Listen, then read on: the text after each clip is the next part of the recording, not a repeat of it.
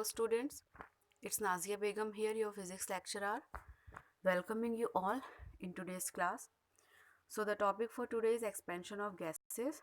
Yesterday we have studied about expansions in liquid, okay, thermal expansions in, liquid not, solids, thermal expansion in solids. Now today we will discuss about the gases. Gases expand much more than the solids and liquids under similar conditions. As we all know that the intermolecular force of attraction between the particle of gases are very less in comparison with the liquids and solids. So they are already so much away from each other. Okay.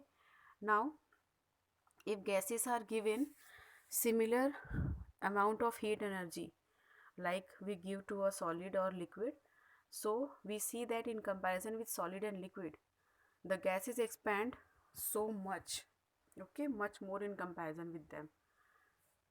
We have also seen that the coefficient of volume expansion for solids and liquids are considered almost independent of the temperature, but it is not so in the case of gases. We need to mention the volume, pressure and temperature to define the state of a gas, okay, because gases are that type of fluids which are always means the particle of gases are always in motion, they are always moving away from each other, there is very less force of interaction between them. So that's why whenever we are mentioning the state of gas, we also have to mention its volume, pressure and temperature. A change in any one of these variables affect the other two to a large extent, and that I think you all have already studied in chemistry, that how volume, pressure and temperature affect the gases.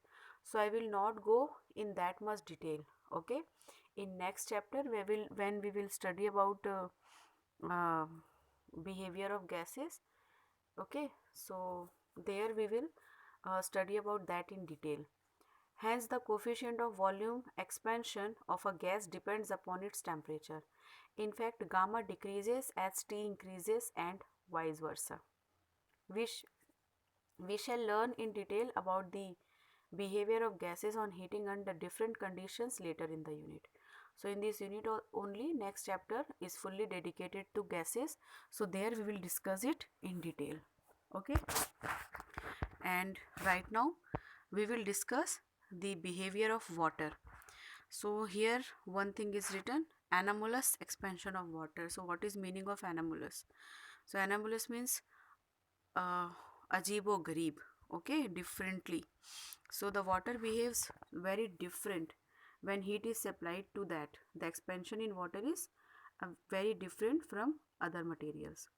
In general, liquids show volume expansion with increasing temperature, but water is an exception to this rule.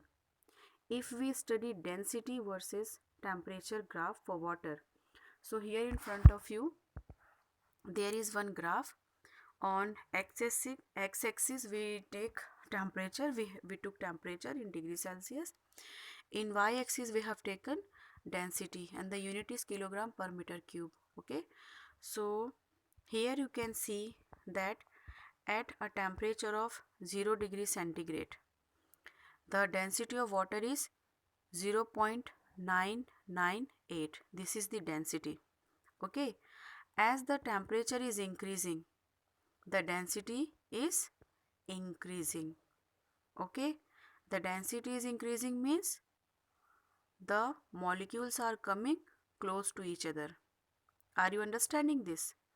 Okay, if the molecules are close to each other, that time we say that the object is more dense, but the molecules are away from each other, that time we say that the object is less dense, okay. And here in this graph you can see that with increase in temperature, when the temperature is increasing, the density is also increasing. That means with increase in temperature, the molecules are coming close to each other. So here the molecules are not expanding but they are contracting, okay. They are coming close to each other. So by increase in temperature there is no expansion, there is contraction, okay. But this behavior of water exists only for a temperature of 4 degrees centigrade. After 4 degrees centigrade, what happened? The density started decreasing. That means now the water starts expanding. Okay, so I hope you all have understood now that from 0 to 4 degree, when we increase the temperature of water from 0 to 4 degree, the water contract, the volume decreases, hence the density increases. Okay, after 4 degree, if we increase the temperature more, then the density decreases. That means now the volume is increasing and expansion is going on. So this is the anomalous behavior of water, that first by giving heat it contract, and after 4 degree it is start expanding. Okay, so that thing only is given here in these 2 points. Thus water has maximum density at 4 degrees centigrade. Here you can see the water is having the maximum density at 4 degrees centigrade. Okay, so in 4 degrees centigrade the water is having the maximum density, means least volume.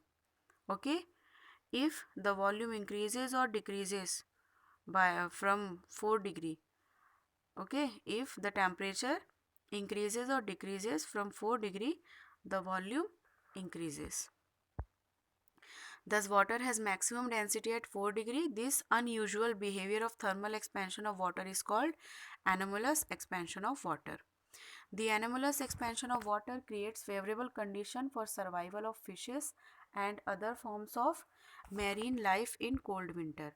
Okay, so this thing whatever is written here, okay, is very important for you to understand that how the marine life exists. Okay, how the biodiversity under the water exists. So as the temperature falls, the density of water on the surface increases. Okay, understand this thing very clearly, that if suppose this is one pond, so on the surface only we are having ice, but not inside that. In so many cartoons, films, etc., you might have seen that in a lake, okay, in a lake or river, etc., the ice is there only on the surface. Okay, but below the surface, here what? Water is there. Okay, and for the existence of aquatic animal, here water should only be there, na? If ice will be there, then what happen? They will simply get buried in the ice and they cannot survive. But that case is not there.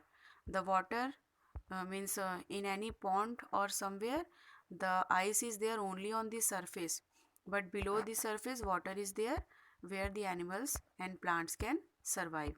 And why this thing is possible? This is possible because the reason is given here. As the temperature falls, okay, as the temperature decreases, the density of water on the surface increases. Okay, the density on the surface increases, and when the density increases, that means the molecules are coming close to each other, so water is becoming the ice now. Okay, and this thing happened where? On the surface. As a result, the denser water from the surface flows to the bottom. The flow stops when the surface temperature becomes 4 degree. Okay, further drop in temperature freezes water at the surface and it remains there as ice is less dense the water. Okay, ice is less dense than water, that's why ice is floating over the water surface. Thus the surface continues to freeze, but the water near the bottom remains at 4 degree. Okay, hence fishes and other marine life survive below the ice. So this is the reason, okay, that nature is what we say, nature is a very big engineer, a big architect, or whatever we say, a very big uh, master planner the nature is. Okay, so nature has planned everything for everyone's survival. So this is a very fantastic, very wonderful phenomena, that water behave in a very different manner, in anomalous manner. Anomalous expansion is there, and that's why only the aquatic life exists. Okay, so after this Now let's move to the topic specific heat capacity or specific heat. So I think earlier also in junior classes you have studied about that, so you might having a little hint about this. So what is specific heat? Okay, so whenever we supply heat to any object or any body, the temperature of that object started increasing. Okay, the temperature of the object increases. So when a unit mass of means if any object is having a unit mass and the heat is supplied to that object, so to raise the temperature by 1 unit, how much heat is needed, that heat is called the specific heat. Okay, I hope you all have understood this thing, that for 1 unit mass of object, to raise its temperature by 1 degree Celsius or 1 unit, how much heat is required, that is called the specific heat or specific heat capacity. Okay, so by so many experiments, scientists came to the conclusion that if we want to increase the temperature of a body, so the mass and heat supplied and the nature of the material, they all play very important role in that. Okay, if a material is made up of if an object is made up of same material but masses are different, so different amount of heat they want. The one which is having more mass will need more heat energy to raise its temperature. Okay, and if suppose the mass is same but the nature is different, then also different amount of heat is required. Okay, so whatever heat is required by a material not only depends upon nature but also on mass. Okay, and whatever amount of heat we need is called the specific heat. So let an amount of heat del Q, when absorbed by a body of mass m, raises its temperature by del T, then del Q equals to m into S into del T, where S is a constant and called specific heat capacity. Actually, as I have told you, that whatever heat we supply to the object to raise its temperature is directly proportional to the mass of the body. Okay, and the heat is also directly proportional to the temperature difference. Okay, if we want more temperature difference, we will supply more heat. If we want less temperature difference, we will supply less heat. So del Q is directly proportional to m and del T, that is temperature difference. So if we combine them both, we get del Q is directly proportional to m del T. Okay, now if we want to remove the proportionality sign, then we have to introduce one constant there, so it will become the equal sign. So that constant there is S. Okay, the constant there is S. So del Q equals to S m del T. So that is written here, del Q equals to ms del T, where S is a constant and called specific heat capacity or specific heat of the material of the body, and its value depends on the nature of the material of the body. That means for different material the value of specific heat is different. Then from this equation we can 12.16 we can find out equation for S equals to del Q upon m del T. Now Q is heat, the SI unit of heat is joule, m is mass, SI unit of mass is kilogram, and SI unit of temperature is per degree. So here the unit of specific heat is joule per kilogram per degree Celsius, and in CGS system it is calorie per gram per degree Celsius. And one more thing you remember, 1 calorie equals to 4.18 joule. Okay, now how can we define specific heat? So we have the formula of specific heat as S equals to del Q upon m del T. If in this equation we put m equals to 1 unit and del T equals to 1 degree Celsius, so that time we have S equals to del Q. Okay, S means specific heat and del Q means the heat supplied to the material. So specific heat is equals to the heat supplied to the material. Okay, and it is equals to del Q in which condition? When m is 1 and del T is also 1. So when the mass of the material is 1 unit and the temperature difference is also 1 degree, that time specific heat is equals to the heat supplied. So now how can we define that? Specific heat of a material of a body is defined as the amount of heat required to raise the temperature of unit mass of the body through 1 degree. Okay, this is the definition of specific heat. So here you can notice one thing, that whenever we are defining any physical quantity, so we have to mention the situation also. Like here, what condition, what situation is there? That m is 1 and del T is 1. So that thing we have to mention here. Okay, it is the amount of heat required to raise the temperature of unit mass of the body through 1 degree. So this is definition of specific heat. Now let's move to molar specific heat or molar heat capacity. So if in place of m we take 1 mole. Okay, let's see the definition first. Molar specific heat of a substance is defined as the amount of heat required to raise the temperature of 1 mole of the substance through 1 degree. Okay, so as I have told you that whatever amount of heat we supply to any material to raise the temperature depends on mass.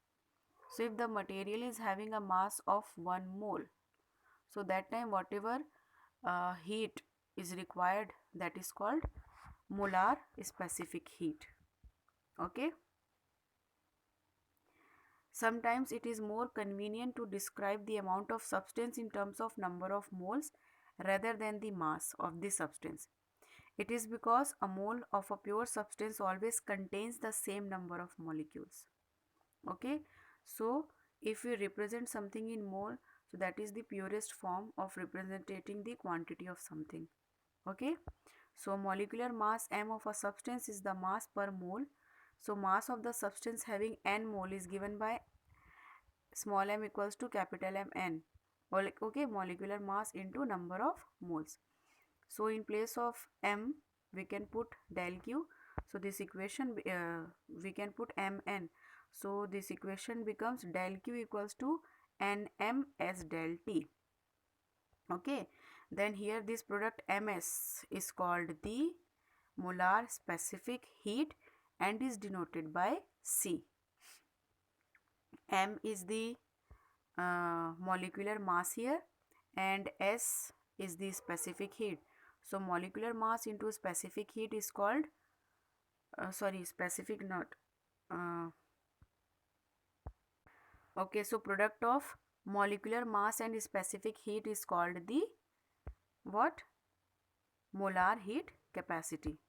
Okay, so this equation becomes del Q equals to NC del T, where C is also a proportionality constant. Okay, and from this equation it is clear that the unit of molar specific heat is joule per mole per Kelvin. Okay, and about molar specific heat we will discuss in next chapter in detail. So now let's move to next topic. Okay, so we will start this topic in tomorrow's lecture. Okay, because to explain this I need some enough time, and this video will become very long, so we will discuss it in next video. So till then, goodbye, take care, do some productive work, and the most important thing, be healthy, be safe.